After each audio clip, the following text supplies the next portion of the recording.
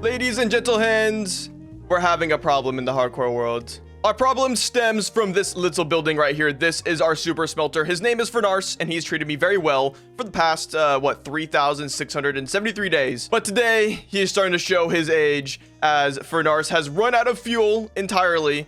And now he's not functional, and we need to get him up and running. So Furnarce's old fuel source was actually blaze rods, and we had a whole blaze rod farm kind of set up in the nether. And I'll be honest, this blaze farm here is really quite inefficient. There is one singular blaze spawner, and you know, they slowly move through the water here, or sorry, this is lava, and they land in these vines right here, and I can use like my sweeping edge sword and I can kill them. But the issue is that this farm is just so utterly slow. I can AFK here for like an hour with an auto clicker, just going at it on these blazes, and I will rack up maybe 6 stacks of blaze rods. It's insanely slow. So we need to find a new solution for this. So today we are going to be working on a fantastical new building here in our cyberpunk city. It's going to be a kelp farm. Now this new building is going to be sitting right here in this beautiful plot. We'll take up probably most of this block here. I think there'll be a little bit of room for some future, you know, little buildings or whatnot on the side. But actually our cyberpunk city here is home to a lot of our industrial farms. Over down yonder here in this corner, we have our cactus farm inside this building. And then if we fly up and around, you have the beautiful moss tower, and then we also have our gunpowder farm here. So I think it makes sense to add in some more industrialism to our cyberpunk city in the form of the awesome kelp farm. And this new kelp farm is going to take the shape of an awesome new skyscraper that's kind of fill in that spot right behind my head there, kind of aid the skyline. Look how beautiful it is right now with the sunset. Oh my goodness. Oh man, look at that sunset. Absolutely eating right now. And speaking of eating, I need to eat a bunch of resource gathering. Oh man, that was not a good transition. I need a lot of resources for this build, so let's get to freaking grinding.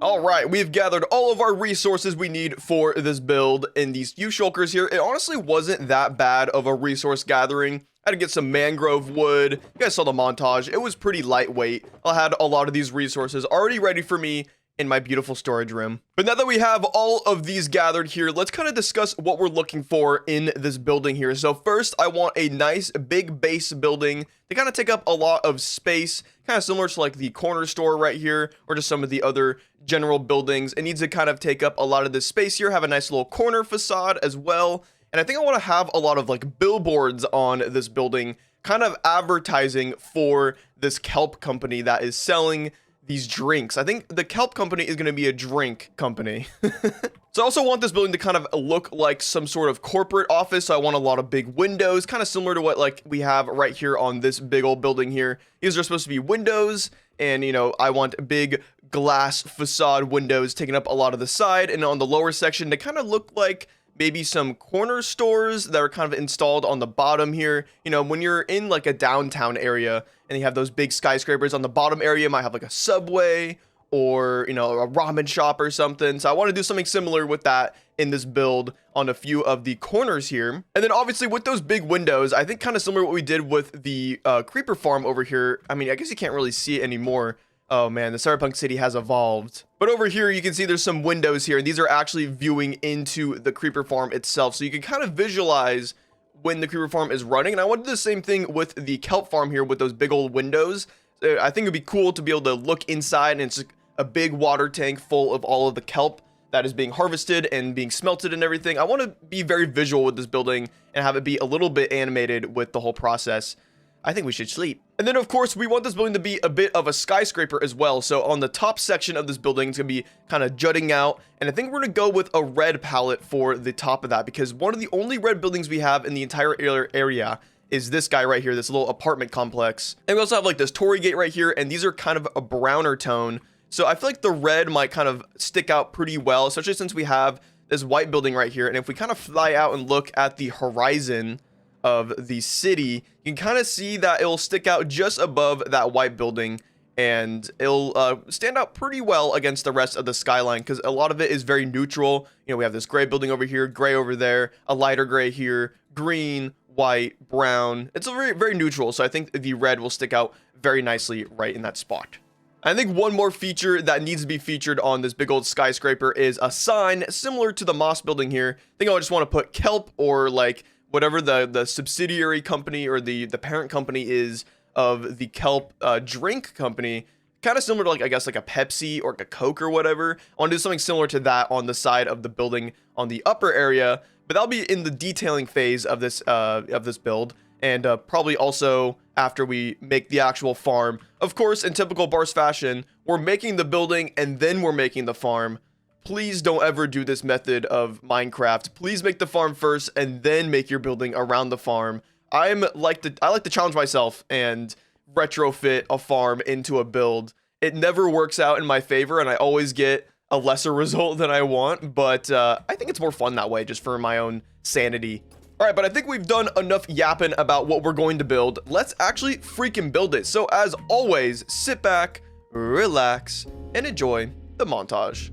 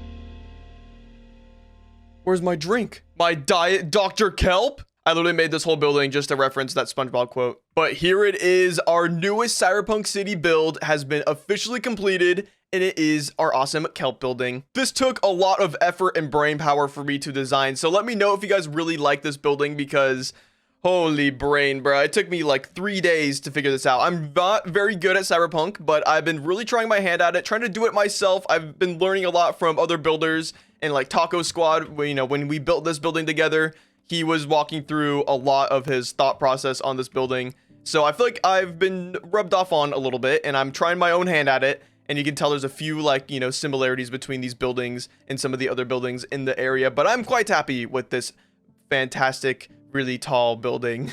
Also, one more little shout out to Say, another building buddy of mine. He helped me make this sign right here. He actually made it all himself, and it's you know, in Japanese it says drink kelp in it. I don't know how clear it is because there's a lot of layering going on here, but it looks really good, especially straight on. It looks just like katakana. It's so impressive. So big shout out to Say for that.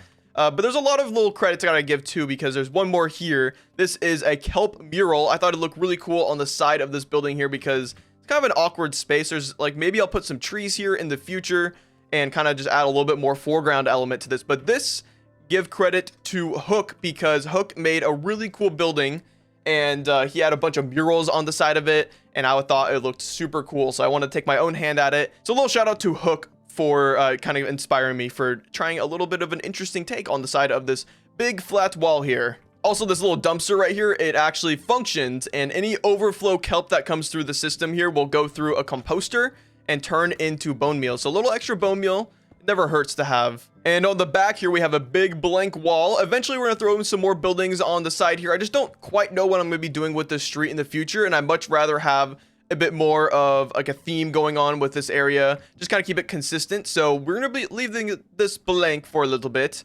We'll come back to it in the future, but we have this side of the building where the Diet Dr. Kelp sign is, and we have a lot of cool machinery up here because, you know, this is going to be our farm where the Dr. Kelp is going to be made. So I thought of a little bit of machinery up here in this little weird overhang area would look really cool. And then underneath here, we have a nice little overhang and like a little shop front, if you will. And this is where we're going to output all of our kelp blocks. So we can come over here, grab it, move on. But we'll detail this building in a little bit here. Oh, and I walked right past this, but this is our display area for our smokers that'll be doing all of the heavy lifting, converting the kelp into dried kelp and moving it along to the storefront in the corner there. And then one more little detail that I really like about this build, and you can see it, I showed off a little bit earlier, but the billboards on the top here, we need more billboards in the city. And I think I even want to end up adding a bigger sign over here on this big red structure here, which actually the red texturing turned out really, really cool. Look how much more than just red we have in this. Look, we have little hints of these magenta terracottas coming through. A little bit of crimson as well, and a little bit of like crimson stems, not even stripped down. Those look really cool and blend really nicely with the netherrack. A little bit of brown as well too, just to get a little bit of those darker tones. And then to contrast a little bit, but also to blend in, we have a little bit of brown, using some terracotta, mushroom blocks, and some packed mud. I think this turned out really well. I'm really happy with the extension up here, and these like little support beams and everything. I think there's a lot of really neat details in here. I kind of got carried away for sure working on this build, trying to make it look really nice. I'm not very good at cyberpunk, but I've come a long way, I think. Right, now it's time to actually work on the kelp farm itself. Enough blabbering about the building. We got to make this thing functional. We got to be able to sell Dr. Kelp to the people of the cyberpunk city. So we got to make a nice functioning kelp farm, and I'm trying to figure out how I'm going to fit this in because we have a lot of interesting shapes on the inside. I might have to end up making it in this little corner here, and I can't even butt up against this wall because if I turn on my full blight, dude, my tongue is twisting like crazy. We have a few concrete pieces kind of sticking out, and those will end up turning into full concrete. So I do not want to be flush with water on this wall, so we have to add a little bit of a separation wall right here. But I think in this flat section here is probably our best bet for making the kelp farm.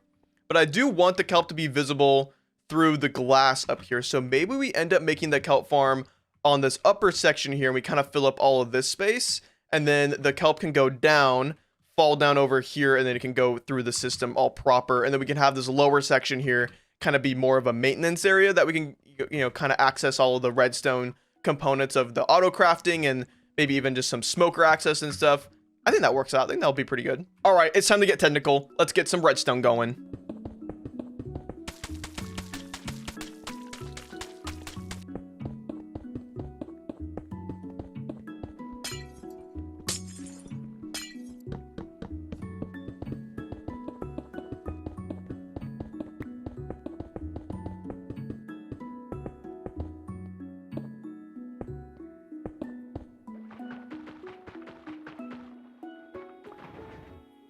I have no idea what I'm doing.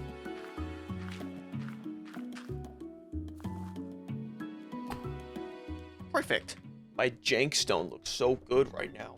Ah! After a grueling hour and a half, the redstone and the farm is finally complete. And yes, I'm wearing a nerd skin right now because I thought I would get real nerdy and kind of explain some of the technicalities of the kelp farm. But real quick, as you might be able to tell, there's a bit of a spoiler behind this spoiler wall, and I'm even highlighting this spoiler. Oh my gosh. But yeah, I recorded a bunch of this stuff. I even recorded a little bit of an interior, so get ready for that momentarily. But, the recording, of course, had no audio, so I'm back here in non-chronological order. But anyways, here's a little secret door back here to show off all of the redstone and some of the fun technicalities of all of this farm. But pretty much up here we have all of the kelp. It gets harvested, it flows over to the edge, and then it falls all the way down here into this little hole, gets distributed over these hoppers here, which go into the smokers. And then from the smokers, the kelp is crafted inside this crafter, sent up over here, and then depending on the quantity of items in this hopper right back here determines how the kelp is distributed. So pretty much once that gets full, the kelp will start overflowing over to these barrels right here.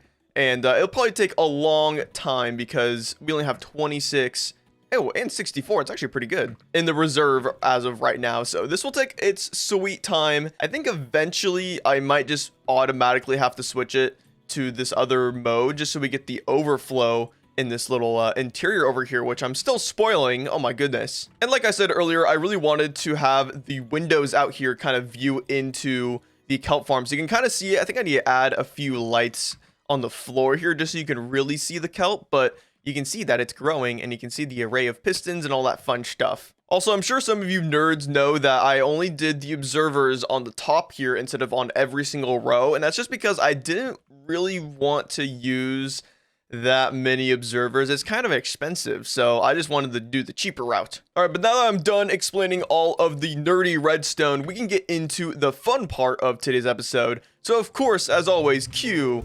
America's favorite segment.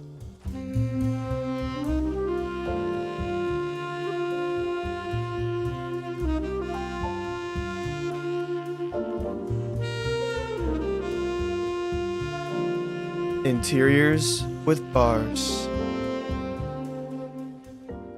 Hello, it is me, post-production Barce, and yes, it has been a long while since we've done an Interiors with Barce, but I'm very excited to work on this sushi bar. So as always, the first thing we do is tear out all of the walls, get some nice texturing going on. I even got a little bit of light gray terracotta and some waxed copper, and then a nice little oak wood trim to a birch plank wall. And I thought the birch planks were a little bit boring, so I went through and added in some birch trapdoors because they kind of look like paper walls, and I feel like that really fits the theme of a sushi bar, so it looks fan-freaking-tastic. Then, of course, after you get the walls installed, you gotta get the floors going, so I did a nice little deep slate, pale wood kind of pattern, and the lights were kind of boring, so I went through and I wanted to replace those with some cool-looking paper lanterns, so we did some mangrove signs with some item frames behind them, and it kind of creates a cool little, like, paper lantern kind of effect. And I even went through on the item frames and I added in some black stone and kind of rotated it around to kind of create some cool, you know, like maybe some lettering that's kind of going on the paper lanterns.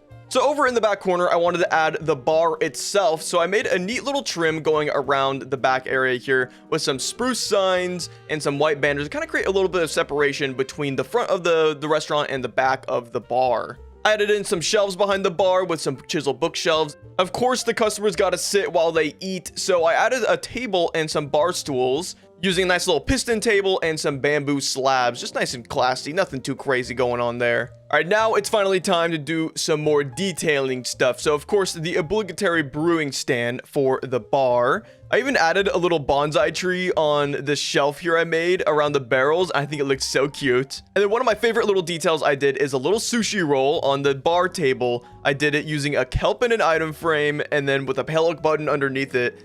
It's so cool. Then I added some cherry leaves into the roof just for a little bit of movement and animation inside the place using the cherry particles. Kind of fits the theme as well of a sushi bar. And with the final little details, our sushi bar is complete. And now it's time to move on into this little weird corner we have. So I thought it would just be easy to add in some trash. I did a little kelp bag and some pale moss on the side of the building to add a little bit more grime. I even threw in a few dried coral fans on the floor to kind of look like just extra trash kind of built up. I think leaf litter actually would have worked really well here too. So keep that in mind for your builds. And then finally, I thought it would be really funny to add an anti-homeless bench because of course a cyberpunk city would have this. Like, why? It makes perfect sense. It's dystopian. But there we have it. All of our little detailing and interiors are complete. Now back to present day Barce.